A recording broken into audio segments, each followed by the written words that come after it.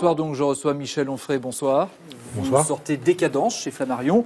Vous continuez à explorer notre société, tout ce qui s'est passé dans l'histoire, les exactions notamment qui ont été perpétrées. Vous décrivez en tout cas la fin de notre civilisation occidentale qui est née avec le christianisme. C'est ça d'abord le point de départ. Oui. Qu'est-ce que vous voulez dire quand vous dites ça? C'est-à-dire que c'est la fin d'un monde qui arrive. Oui, c'est la fin d'une civilisation qui a duré 2000 ans. Et je trouve que c'est pas mal pour une civilisation d'avoir duré aussi longtemps. Tout le monde est convaincu du fait que les pyramides égyptiennes font la démonstration que cette civilisation a eu lieu, qu'elle est morte désormais. Et la civilisation grecque, la civilisation grecque, romaine, bien sûr, Stone Age, Karnak. Donc la nôtre arrive à son terme. Oui, et ça me paraît évident. Ça vous paraît évident, mais ce que je ne comprends pas dans le livre, c'est si ça vous inquiète ou si ça vous attriste. Ni l'un ni l'autre, docteur. C'est-à-dire que j'estime qu'on doit pouvoir faire un travail de philosophe qui est de dire je crois voir ceci, je vous explique pourquoi, je ne m'en réjouis pas, je ne déplore pas. Je trouve que c'est ni l'occasion de rire ni de pleurer, mais que finalement la proposition du philosophe, c'est Spinoza et Nietzsche, hein, c'est de comprendre et je donne des arguments pour que chacun sache, sans que pour autant on puisse dire « ah là là, quelle catastrophe » ou de dire « c'est drôlement bien que cette civilisation s'effondre ». Alors par exemple, il y a deux types d'arguments.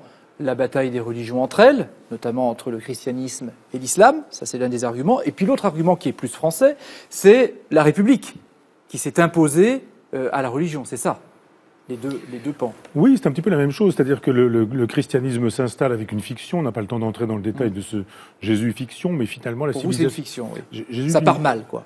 Non, ça part comme ça, ni bien ni mal. Des juifs disent le prophète est à venir, et certains juifs disent le prophète est déjà venu. Ils disent il est tellement venu que ce que nous annoncions a déjà eu lieu. Cela, on appelle ça les judéo-chrétiens, finalement les chrétiens. Et je pense que dès que nous naissons, nous sommes assez vieux pour mourir. Et c'est la même chose pour la civilisation. Donc cette civilisation, elle grimpe, elle croît.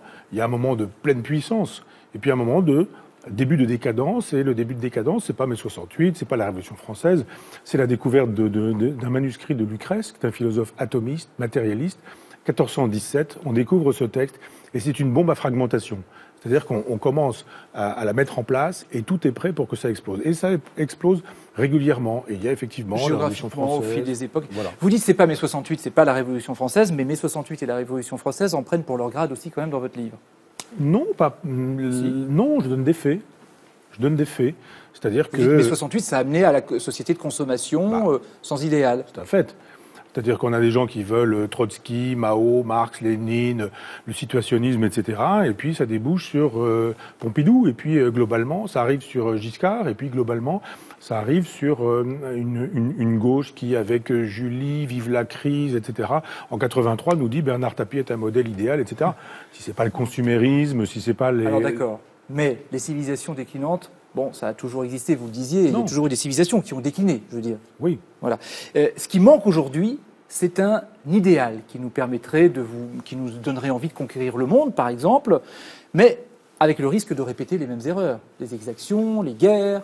Je dis pas ça, je dis pas qu'il nous manque... Non, je dis, c'est la question que je vous pose, avec le risque. Moi, je ne suis pas dans la logique du « il nous manque un idéal », je dis juste « nous n'avons plus d'idéal ». C'est pas exactement la même chose. Je dis juste qu'il n'y a pas un Français qui est aujourd'hui prêt à mourir pour la liberté, l'égalité, la fraternité, la laïcité et le féminisme. Tout le monde a la bouche pleine de ces idéaux. Juste reprendre les bases, quoi. Non, il y a juste que personne n'est prêt à mourir pour un iPhone, pour une télévision écran plat, ou pour la voiture dernier modèle, etc. Et je dis juste, nous avons en face un certain nombre d'individus, une minorité agissante, je ne dis pas qu'il s'agit de la totalité de l'islam, mais il y a parfois une majorité silencieuse, qui, elle, est prête à mourir pour ses idées. Je ne dis pas que j'admire, que je trouve ça extraordinaire. Et ça n'est pas non plus un procès de l'islam. Non, non plus, bien sûr que non. Il n'y a procès de rien dans cette aventure. Hein. Je fais un travail de médecin en disant, je regarde, je vois, et quand un médecin diagnostique une pathologie, il ne fait pas le procès de la pathologie. Il dit juste, vous êtes en train de souffrir de tel type de pathologie. Pour terminer, en France, il y a le débat présidentiel. Vous disiez il y a quelques mois, c'est fini, je ne voterai plus. Vous restez toujours sur cette position ? Plus que jamais.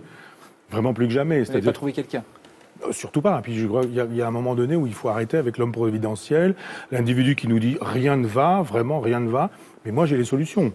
On a le choix entre des gens qui ont expérimenté le pouvoir dans les 5 dernières années et les gens qui, il y a 5 ans, ont expérimenté le pouvoir pendant 5 années. Ça veut dire que tous les gens qui se présentent pendant 10 ans ont eu le pouvoir. Et ils nous disent, il y a qu'à, il faudrait, on devrait. Il n'y avait qu'à le faire quand ils y étaient et je n'y crois plus. Merci Michel Onfray. C'est moi qui vous remercie. Parler d'aujourd'hui et du passé et de l'histoire dans Décadence, dans ce gros livre chez Flammarion. Merci.